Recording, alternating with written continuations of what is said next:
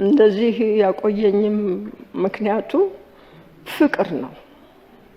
ለስራዬ ያለኝ ፍቅር በምንም የማይተካ ሁሉንም ነገር ሳክሪፋይስ ያደረኩለት ለሀገሬ ያለኝ ፍቅር ሰክሲድ ለማድረግ ያለኝ ፍቅር በሀገራችን ኢትዮጵያ በቀዳሚነት ከሚታወቁት ሴት አምባሳደሮች መካከል የሆኑትና ለረጅም ዘመናት ሀገራቸውን በዲፕሎማትነት ያገለገሉት ክብርት ቆንጂት ስነ ጊዮርጊስ ሕይወታቸው ማለፉ ተሰምቷል።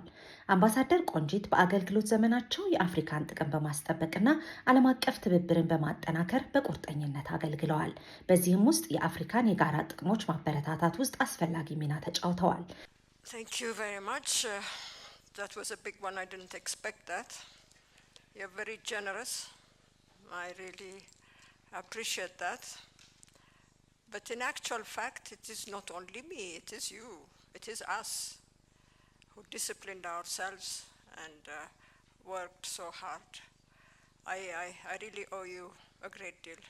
አምባሳደር ቆንጂት እንደ አውሮፓውያኑ አቆጣጠር በ1940 በሐረር ከተማ ተወለዱ።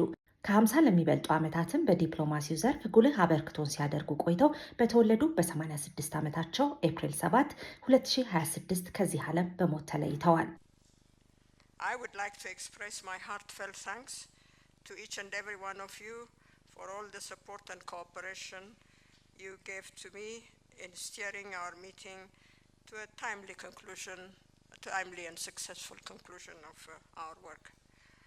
I must admit that at times we have had some heated debates and tempers were raised, but the spirit of African solidarity, I am glad that we have finally managed to arrive at a consensus on all the issues tabled for our consideration.